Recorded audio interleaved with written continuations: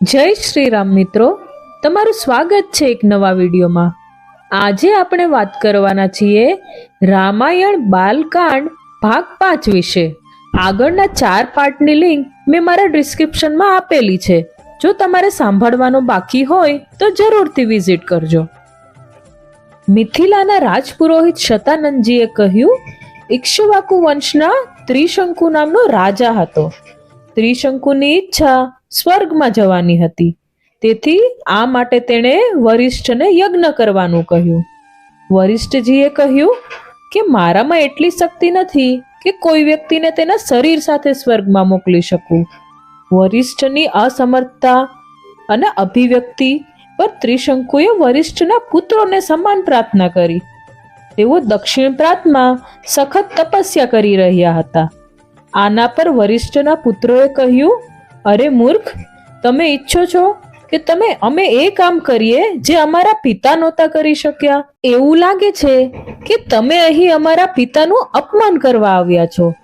તેમના આવા કહેવાથી ત્રિશંકુ ગુસ્સે થઈ ગયા અને વરિષ્ઠના પુત્રોને અપશબ્દો કહેવા લાગ્યા। વરિષ્ઠના પુત્રો ગુસ્સે થયા અને ત્રિશંકુને ચાંડાલ બનવાનો શ્રાપ આપ્યો।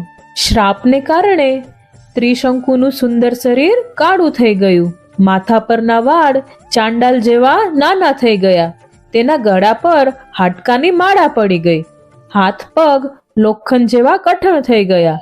ત્રિશંકુનો આવો વેશ જોઈને તેના મંત્રીઓ અને દરબારીઓ તેને છોડીને ચાલ્યા ગયા। છતાં પણ તેને શારીરિક સ્વર્ગમાં જવાની ઈચ્છા છોડી નહીં। તે વિશ્વામિત્ર પાસે ગયા અને કહ્યું, હે ઋષિરાજ, તમે મહાન તપસ્વી છો। શારીરિક રીતે સ્વર્ગમાં જવાની મારી ઈચ્છાને પૂરી કરો અને મને આશીર્વાદ આપો। વિશ્વામિત્ર બોલ્યા કે રાજન, તમે મારા શરણમાં આવ્યા છો, હું તમારી ઈચ્છા ચોક્કસપણે પૂરી કરીશ। આટલું કહીને વિશ્વામિત્રે તેમના 4 પુત્રોને બોલાવ્યા। ત્યારબાદ શતાનંદજીએ આગળ કહ્યું, વિશ્વામિત્રએ યજ્ઞ ચાલુ કર્યો અને વિશ્વામિત્રએ અધ્યયનને હાથમાં લઈને કહ્યું, હે ત્રિશંકુ, હું તને મારા તપના બળથી સ્વર્ગમાં મોકલું છું। આટલું કહીને વિશ્વામિત્રએ મંત્રનો પાઠ કરતા આકાશમાં પાણીનો છંટકાવ કર્યો અને રાજા શંકુના શરીર સાથે સ્વર્ગમાં ગયા। ત્રિશંકુને સ્વર્ગમાં જોઈને ઇન્દ્ર ગુસ્સે થઈ ગયા। તે બોલ્યા, મૂર્ખ, તમને તમારા ગુરુ દ્વારા શ્રાપ આપવામાં આવ્યો છે, તેથી તમે સ્વર્ગમાં રહેવા માટે યોગ્ય નથી। ઇન્દ્રએ આટલું કહેતાની સાથે જ ત્રિશંકુ ધરતી પર પડી ગયા અને વિશ્વામિત્રને પોતાની રક્ષા માટે પ્રાર્થના કરવા લાગ્યા। આ વાત પર વિશ્વામિત્ર ગુસ્સે થઈ ગયા। આ પછી તેણે એક નવા ઇન્દ્રની રચના કરવાનો વિચાર કર્યો, જેના કારણે ઇન્દ્ર સહિત તમામ દેવતાઓ ગભરાઈ ગયા અને વિશ્વામિત્રને વિનંતી કરવા લાગ્યા કે તેણે ત્રિશંકુને એટલા માટે પરત કર્યો કારણ કે ગુરુના શાપને કારણે તે સ્વર્ગમાં રહી શકશે નહીં। ઇન્દ્રની વાત સાંભળ્યા પછી વિશ્વામિત્રએ કહ્યું કે મેં તેને સ્વર્ગમાં મોકલવાનું વચન આપ્યું છે, તેથી મારા દ્વારા બનાવેલા આ સ્વર્ગીય વર્તુળ હંમેશા ત્યાં રહેશે અને ત્રિશંકુ આ નક્ષત્રમાં હંમેશા અમર રહેશે। તેનાથી સંતુષ્ટ થઈને દેવતા ઇન્દ્ર પોતપોતાના સ્થાને પાછા ગયા।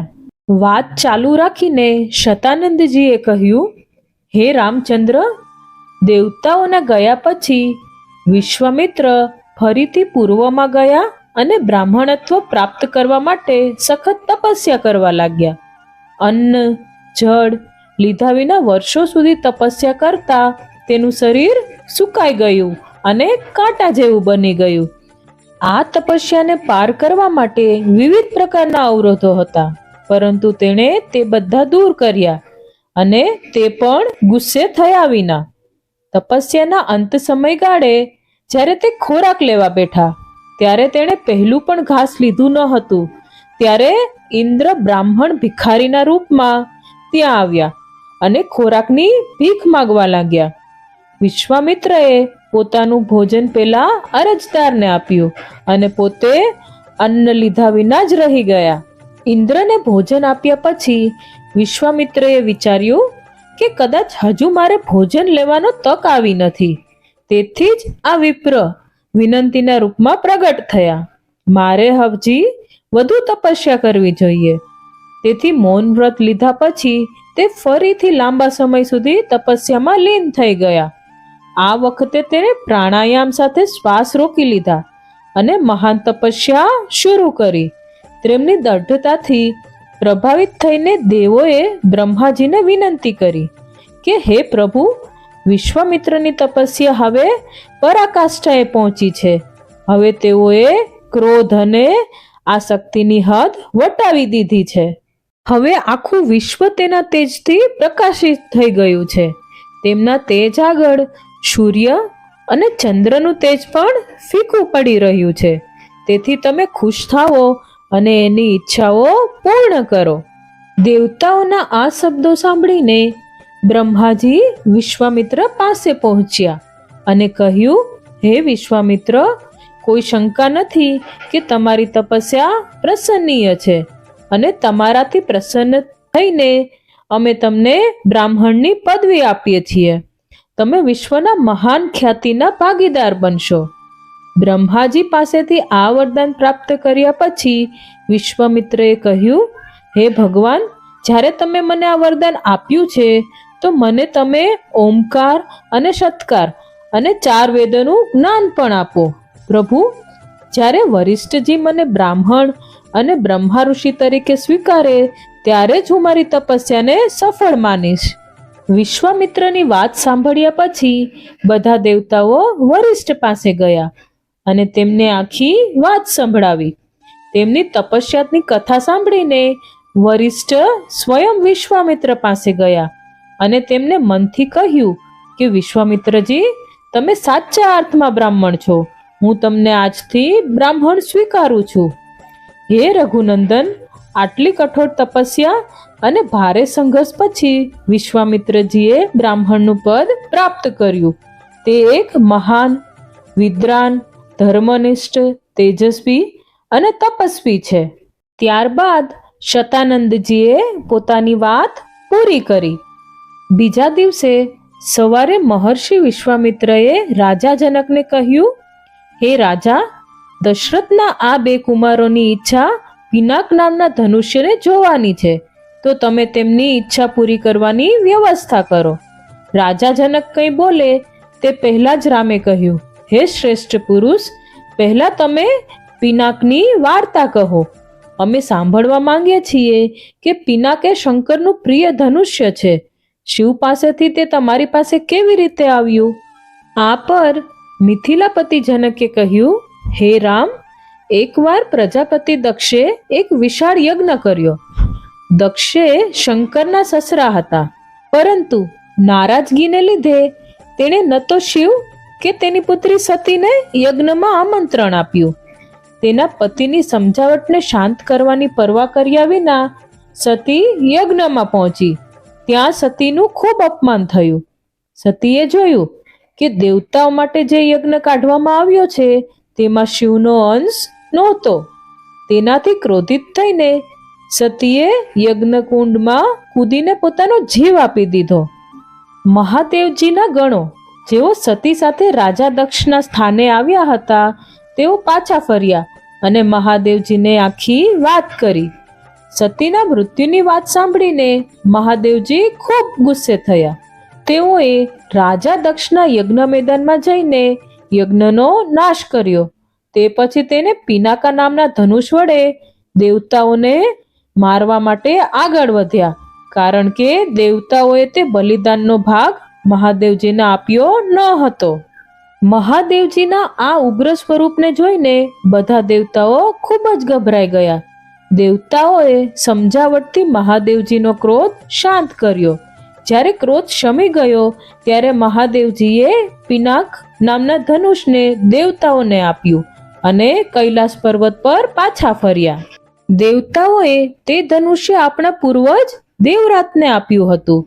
ત્યારથી તે ધનુષ્ય અમારી પાસે રાખવામાં આવ્યું છે.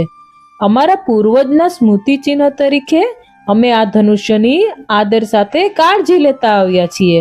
દરમિયાન એક વખત આપણા રાજ્યમાં દુષ્કાળ પડ્યો, જેના કારણે લોકોને ભારે હાલાકીનો સામનો કરવો પડ્યો. એ દુઃખમાંથી મુક્તિ મેળવવા માટે મેં એક વિશાળ યજ્ઞનું આયોજન કર્યું. પુરોહિતોના આદેશ મુજબ મેં મારા હાથથી ખેતરો ખેડ્યા, હળ વડે જમીન ખોદી. ઈશ્વરની ઈચ્છાથી મને એક પરમ સુંદર કન્યા મળી. હું તેને મારા મહેલમાં લાવ્યો અને તેનું નામ સીતા રાખ્યું. મારી પોતાની પુત્રીની જેમ તેની સંભાળ કરવા લાગ્યો. જ્યારે સીતા કિશોર અવસ્થામાં પહોંચી ત્યારે તેની સુંદરતા અને ગુણોની કીર્તિ દૂર દૂર સુધી ફેલાવા લાગી. દેશ અને રેખાંશના રાજકુમારો તેની સાથે લગ્ન કરવા માટે તલપાપડ થવા લાગ્યા. હું સીતાના લગ્ન એક અદ્ભુત પરાક્રમી યોદ્ધા સાથે કરવા માંગતો હતો. તેથી મેં પ્રતિજ્ઞા લીધી કે પિનાકના ધનુષ્યને તોડી નાખનાર પરાક્રમી રાજકુમાર જ સીતાનો પતિ બનશે. મેં આ યજ્ઞનું આયોજન એટલા માટે જ કર્યું છે કે જે પણ મહાદેવજીનું આ ધનુષ્ય ઉપાડશે, હું મારી અનન્ય ગુણવંતી પુત્રી સીતાના લગ્ન એ બહાદુર પુરુષ સાથે ચોક્કસ કરીશ. તો મિત્રો, આજે આપણે વાત કરી ત્રિશંકુની સ્વર્ગની યાત્રા, વિશ્વામિત્રએ બ્રાહ્મણત્વ કેવી રીતે પ્રાપ્ત કર્યું અને ધનુષ પિનાકની વાર્તા. હવે પછીની સ્ટોરી આપણે નેક્સ્ટ વિડીયોમાં જોઈશું. મિત્રો, જો તમને મારી કહેલી વાર્તા પસંદ આવતી હોય તો વિડીયોને લાઈક કરી વધુમાં વધુ લોકો સાથે શેર કરજો અને મારી ચેનલ પર નવા હોય તો ચેનલને સબસ્ક્રાઇબ કરવાનું ભૂલતા નહીં. ફરી મળીશું એક નવા વિડીયોમાં. જય શ્રી રામ.